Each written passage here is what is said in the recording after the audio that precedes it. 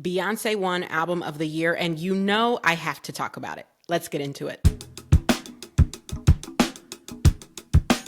By the way, I'm KJ Miller. I love talking about all things business and pop culture. If you like any of that, be sure to subscribe. Now, let's get into it. So in case you missed it, and I don't know how you could have, last night was the Grammy Awards, and Beyonce took home 3 Grammys. She won Best Country Duo for her song Two Most Wanted with Miley Cyrus. She won Best Country Album and gave us the best reaction in the process. If you haven't seen her reaction to that, it's amazing. And she finally won Album of the Year, and it is just giving me so much joy. I woke up to the news because even though I watched the Grammys, I had to go to bed, and I'm so used to being disappointed that I was not willing to stay up late to be disappointed. I just wasn't. I was like, what I'm not going to do is ruin my good sleep by letting the Grammys fool around and upset me the way that they have when they made me mad over Renaissance, when they made me mad over Lemonade, and when they made me mad over Self-Titled. I said, fool me once, twice, 3 times, shame on me. Fool me 4 times, shame on you. So I was like, let me go to bed. So when I woke up at 5:30 this a.m., opened my phone to see that our girl had gotten the top honor for her amazing masterpiece of an album, I cried. I literally cried, and I cried watching every video, every single one. Oh my God, the emotion I felt, it felt like so long in the making, and the goalpost has been moved so many times for Beyonce. Every time someone else wins, it's, oh, well, they did X, Y, Z. Mind you, she did that 4, 5, 12 times. So it just felt so amazing to finally see our girl win. And what I want to do in this video is just talk about some of the top reasons why I truly believe this album is Album of the Year. And will I be repeating myself, things you may have heard me say in previous videos? Yeah, I might, and that's okay. But mostly it's just, I really want to take this moment, celebrate this moment. I am so proud of Beyonce. I'm so proud of what this means, not just for her, but for country music, for Black artists and musicians. I mean, the way she collaborated and created so much community around this album, this is a win for tons of people. And some people like to hold that against Beyonce, that she loves to collaborate. I think that is her superpower, and the fact that so many people get to embrace this Album of the Year, knowing that they participated, they contributed to making it the masterpiece that it is. I think that that is phenomenal. So I'm just going to walk through some of the reasons why I personally believe this is Album of the Year, and 13,000 people of the Recording Academy agree with me. Thank you very much. First and foremost, we have to talk about how truly innovative this album is sonically, and how much she bent and blended genres to give us something unlike anything we had ever heard before. When we talk about genres, I mean, the sheer number of genres we are getting on this album is a feat in and of itself. If you want old school twang country, we get it with Texas Hold'em. If you want new, more modern, reimagined country, we get it with 16 Carriages. If you want rap, we get it with Spaghetti. If you want R&B, we get it with Two Hands to Heaven. If you want straight pop, we get it with Levi's Jeans. Like, there are so many. If you want Americana, we get it with Yaya. I just feel like I can't name another album that gives us so many different genres in one, but also manages to sound cohesive. You don't sound like you're jumping all around. It doesn't sound like it doesn't have a through line. In fact, it sounds very much like there is a through line, and the through line is Beyonce's genius. And it is just so satisfying to listen to. I went on a morning walk this morning. It's finally warm enough where I can do my little morning walks, and I listened to the album during my walk, and it just is like the soundscape that it provides is very, very pleasing. And it does sound extremely cohesive despite being so varied. To open up with a song like American Requiem, which frankly, I'm not even sure what genre I would put American Requiem in. Maybe Americana. As I have said before, I'm not even entirely sure I know exactly what that means, but it does sound very American to me. Maybe soul.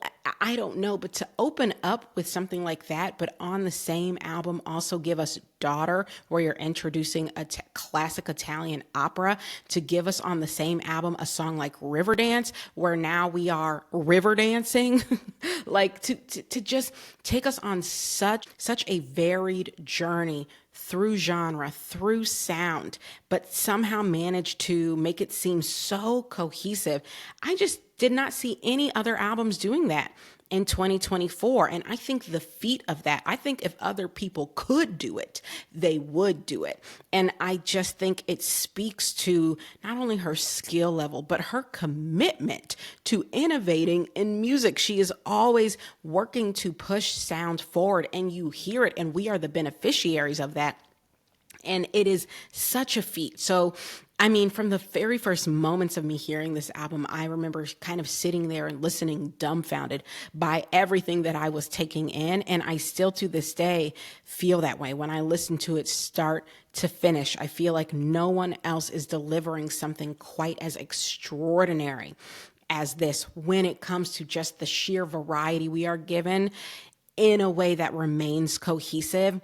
I don't think anyone else is doing that. And so that is first and foremost why I think this album is album of the year and deserves so much celebration. Number 2, the extent to which Beyonce is celebrating Black history and celebrating Black people's contributions to American history and to American music really cannot be overstated. It's almost like she included an entire history lesson in an album, but still managed to do it in a way where you can sit and listen to the album just like any other album. Like, it doesn't necessarily feel like you're in school. I don't feel like I am being lectured at.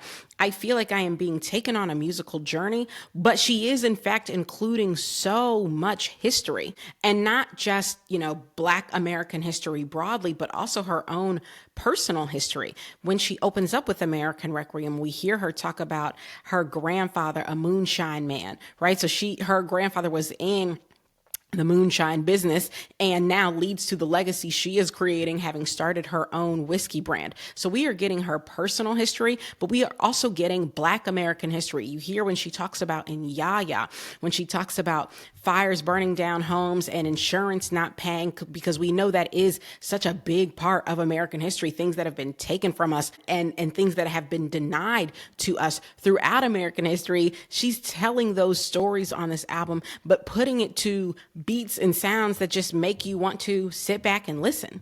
And even covering a song like Blackbird by the Beatles, which I will admit I was not very familiar with. I'm not a Beatles super fan. I know for some people that's going to sound blasphemous. I was not very familiar with that song, but hearing her sing it with the 4 Black country artists that she brought on to sing it with her, I feel like just gave it not new meaning. The song already was meant to be kind of a love letter to Black women in the civil rights movement and everything that we had to go through, and young Black girls as well. So it's not so much that it changed the meaning, it just amplified it and made it feel that much more powerful for me. And so there are just all of these pieces of history that she's wrapping up into this album, but in a way that again feels relatable and feels accessible. And again, I just think if everybody could do it, everybody would do it. And it's not an easy thing to do. It's not an easy thing to do to put your own personal history, your family's legacy, the history of an entire people, of an entire country into an album and still have it read as, oh, these are pop hits. These are hits that I want to dance to. I'm dancing to Tyrant, even though she is drawing a very vivid analogy between a woman who comes to town to steal your man and, lynch mobs.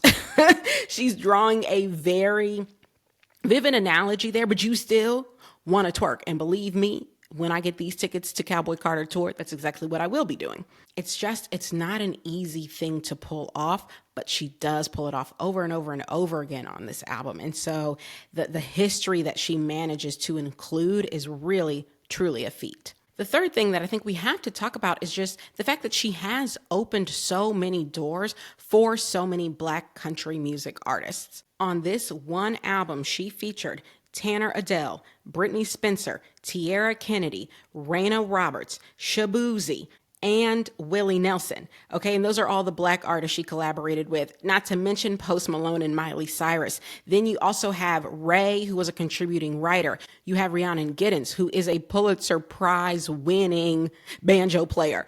You have all of these collaborators and importantly, all of these Black collaborators who have been making strides in country music, but she is giving them her platform, which is a huge platform. She's literally the greatest pop star of the 21st century per Billboard. Okay. So she has a platform like no other, and she uses that platform to bring other Black musicians to the forefront. And all of them have had meteoric years, particularly Shabuzi, as a result of that feature. So when Beyonce is winning, everybody eats. When she eats, everybody eats. And that's, like I said in the beginning, one of the things that I truly love about Beyonce. I don't feel like this is just a Beyonce win. I feel like this is a win for Shabuzi. It is a win for Tierra Kennedy. It is a win for Britney Spencer. And it is a win for the Black community. And it feels so amazing that it gets to feel that way because she's always thinking about opening doors, introducing new audiences to amazing music and amazing musicians. And then the final thing I want to talk about, and I just love this stat from Spotify, is Spotify says that Beyonce introduced over 36 million listeners to country music for the first time this year. That is power. That is what it means to be an artist who is opening doors and ushering in new types of music for your listeners. I think that that is so beautiful. And I will say, as someone, I certainly had listened to country music before, but I was not a country music fan. It felt so wonderful to feel immersed in country music for the first time and to feel welcomed into country music for the first time. And that is something that I think a lot of people maybe overlook when they read that stat. They think, oh, her fans just didn't like country music. Or is it possible that her fans didn't feel welcome in country music, much the same way she didn't feel welcome when she performed in 2016 at the CMAs, which sparked this very moment that we are in right now, so that almost 10 years later, she's literally winning the Grammy for Best Country Album and Album of the Year for a country album.